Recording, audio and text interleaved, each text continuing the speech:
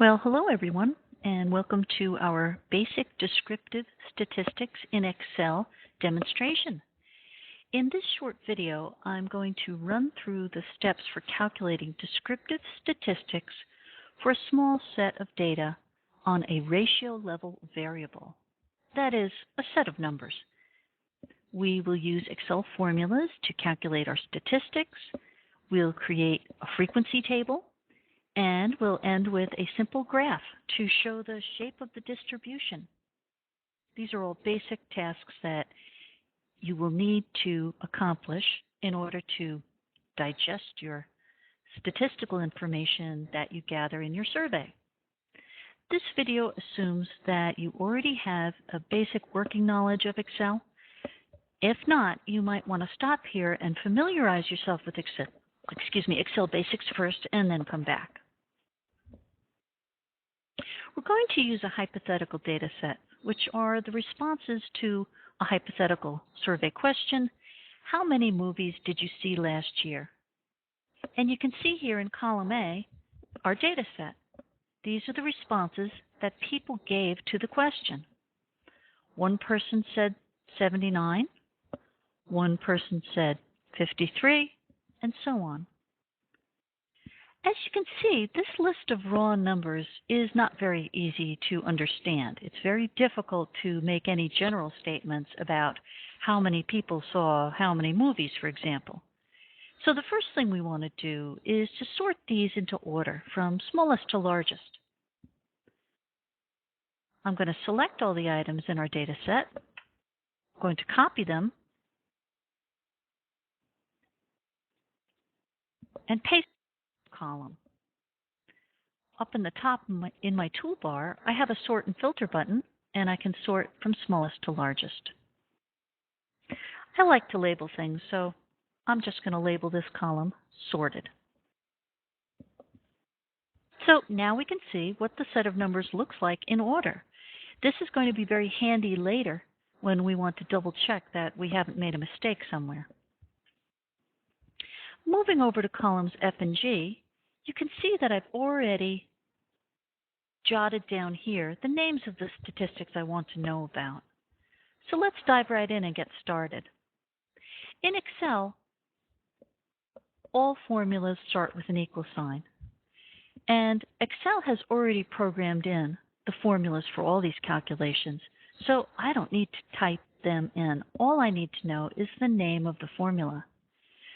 Now we know N is the number of responses in our data set, and Excel's formula for counting things up is count, and in this case it's count, small letter A.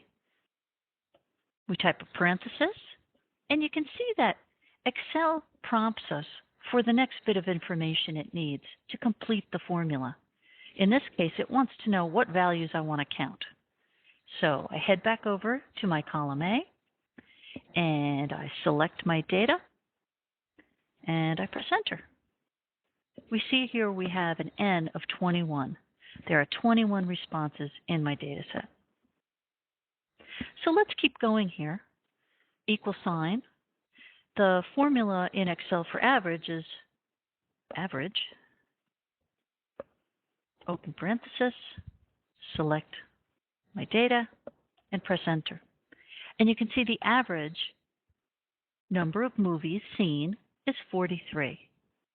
So a statement you might be able to make here is, on average, the people who responded to this survey saw 43 movies each. So let's keep going. Median, equal sign.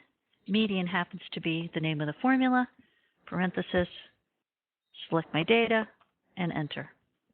I'm just going to keep going here and fill in the rest of these statistics using the same process. The formula for minimum is min, M-I-N, which is nice. I don't have to type out that whole big word. Maximum is max.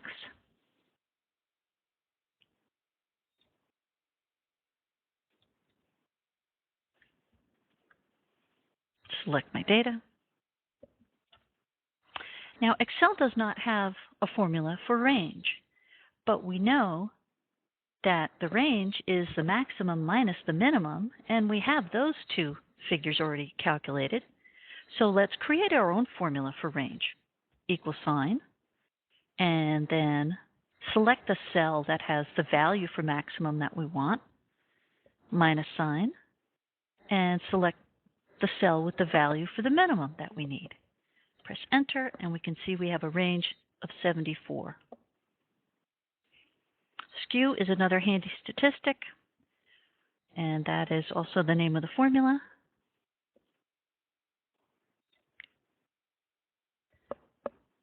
Standard deviation also.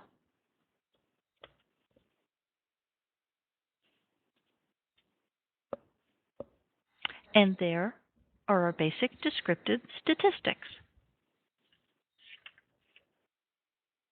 Now, I really would like to know a little bit more about this set of data.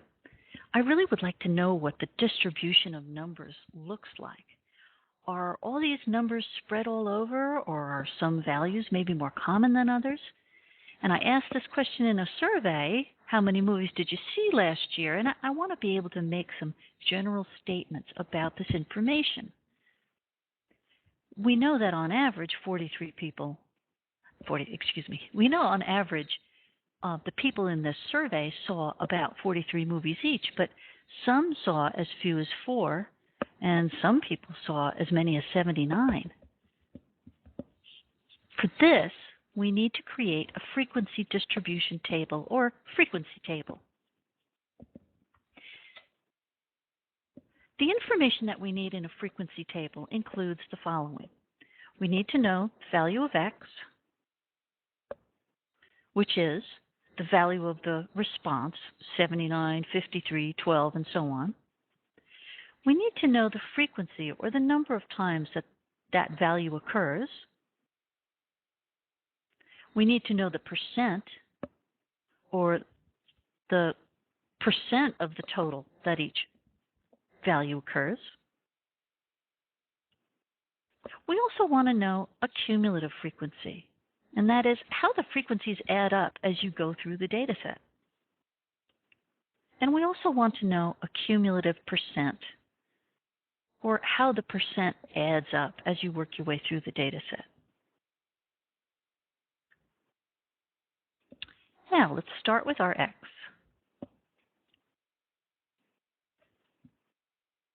There are too many values. Even though this is a small data set, there are really too many values to list each value of x separately here.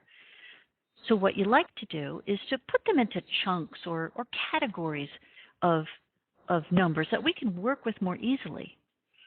What I like to do is look at the range and figure on some reasonable number of chunks that I want to deal with. Something between 5 and 10 chunks or categories is a good rule of thumb. And since we have a maximum of 79 and a range of 74, we could sort these out by tens. That would give us about 7 or 8 categories. Our first chunk then would be values of x between 0 and 9. Our next category could be values of x between 10 and 19. Values of x between 20 and 29. I'm just going to fill in the rest of this table here. Bear with me.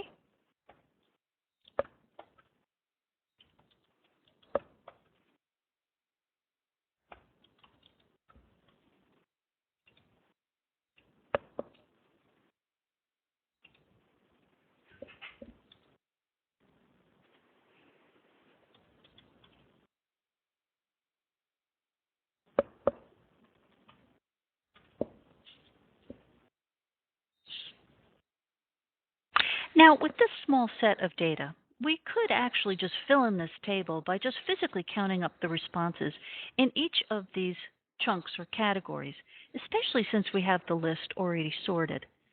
But Excel does have a frequency function we can use, and this is very handy for when you have a bigger data set, and you probably will at some point. So in order to use Excel's frequency formula, Excel needs to know what these categories are. And the way I've typed them in here is great for me and you to understand, but Excel needs this information a slightly different way. So let's create one more column over here, and I'm going to call this bin because that's what Excel calls these categories or chunks or ranges that we've created here. Excel wants to know where each range ends, and I'm going to type those values here in the bin column. So for our first range, the ending value is 9. We want to know for that space all the responses in the data set between 0 and 9. So we enter 9 over here under bin. The next category is values from 10 to 19, and the ending value is 19. And I put that under bin. And I do the same for the rest of our categories.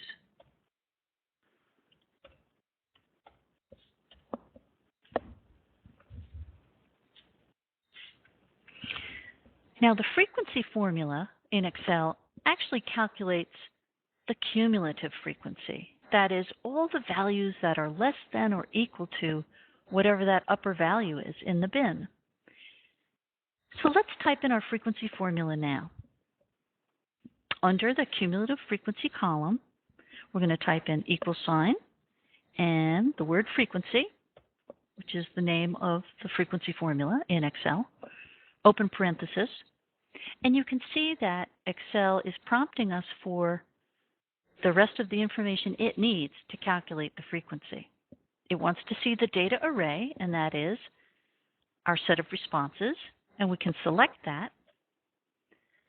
It wants to see a comma, and then it wants to see something it's calling bins array, which is a little opaque, but okay. What it really wants to know is the value in the bin, the upper value of that range, which I've provided over here in the bin column. I select that cell and I press enter.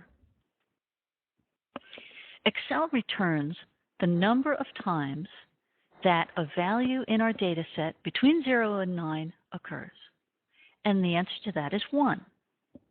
We can double check this by looking at our sorted column where we sorted our responses out, and we can see that, yes, indeed, there is only one value, 4, that occurs between 0 and 9. So far, so good. Now, we could type in this formula 9 more times here, but we can actually just select this cell, place the cursor at the lower right, click and drag to have Excel copy the formula into the rest of these cells. I am a big fan of these time savers. However, there is one problem, and that is that Excel has adjusted my my data array cell references, and I need to fix those. So bear with me while I just make this adjustment.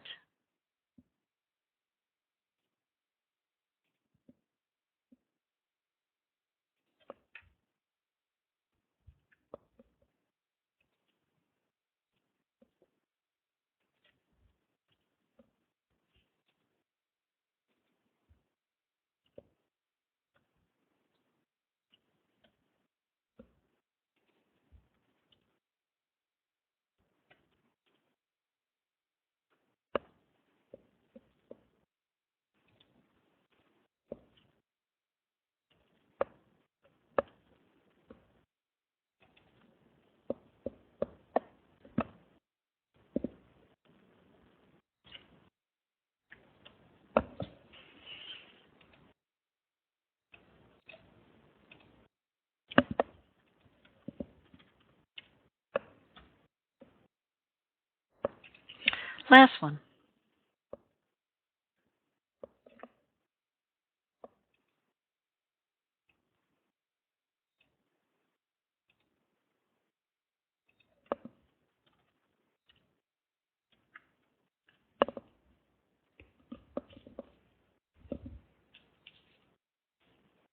Okay, so at the bottom of our cumulative frequency column, you should have your total N, the number of items in your data set, which in our case is 21, and it is. If it's not, you know you can tell right there you've done something wrong and you need to go back and check each of your formulas. So how do we read this table now? We can say that one person saw 9 or fewer movies. 4 people saw 19 or fewer movies. 6 people saw 29 or fewer movies. Let's figure out the cumulative percent now.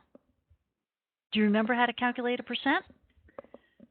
Equal sign and the value you are interested in divided by your total N, which is 21. Press enter. And I can see that 5% of the people in my survey saw 9 or fewer movies last year.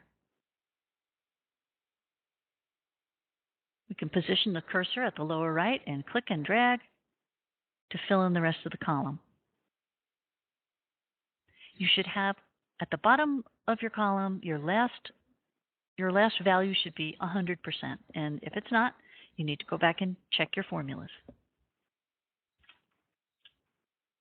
So let's fill in the rest of this table. Since we have the cumulative frequencies, it's easy to subtract each of these values from the one before it to find the individual bin frequencies. So let's do that over here in our frequency column. Type in equal sign, and we know that the frequency for this first bin is going to be the same as the cumulative frequency. Equal sign, I select the cell value and enter. For our next bin, equal sign, and we're going to select the cumulative frequency for that bin and subtract the one before it. And we're going to keep doing that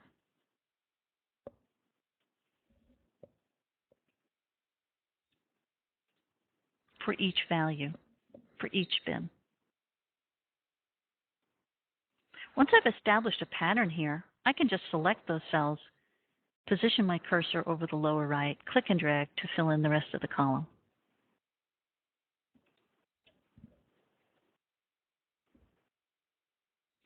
And we can do the same thing.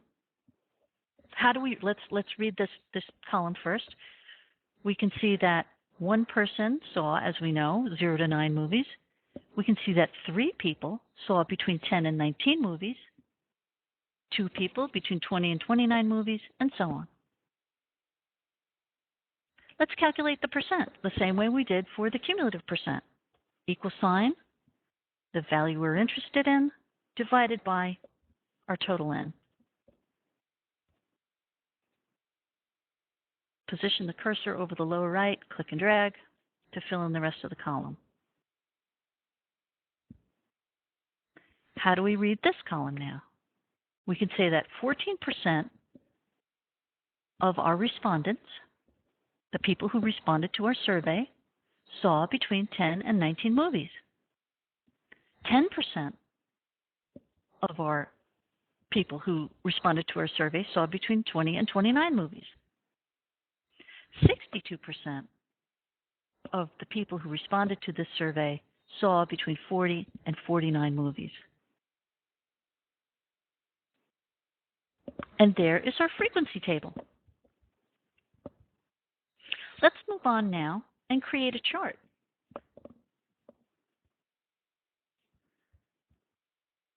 We want to know what this distribution looks like. We can see that we do have a lot of values clustered between 40 and 49, and not very many between 0 and 9 or 70 to 79. But let's see a picture of it. Select the data that you want to represent in your graph. And in this case, we want to see the ranges, and we want to see the frequency in each range. Up to the top to your toolbar, and under the Insert tab, we have a column chart. Insert a column chart. And we'll click there, and let's just select a simple column chart. Let's move this down so that we can see what we're doing here a little more easily. Okay, we have a chart. Let's do a couple more things to make it a little easier to understand. Some things we don't need, like series. Let's just delete that. You should always have a title for your graph, and you should always have labels on the axes. So under Chart Tools, we have a Layout tab. So let's start with a chart title, and let's display that up here. And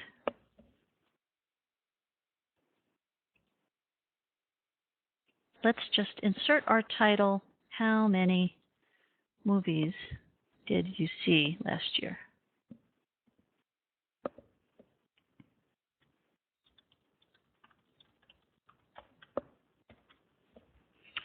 And let's make that look a little nicer by changing the size. You should always label the axes, and I've selected the horizontal axis, and we have under our Chart Tools Layout tab, we have Axis Titles. So let's insert a title, and the title is going to be Number of Movies Seen. And for our vertical axis, select the axis, up to Axis Titles, vertical axis title, and this is going to be number of people.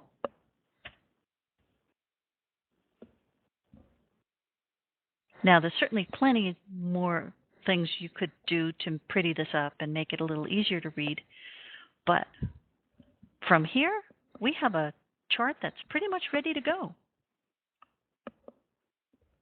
And that concludes our demonstration today. Thanks for watching. Bye now.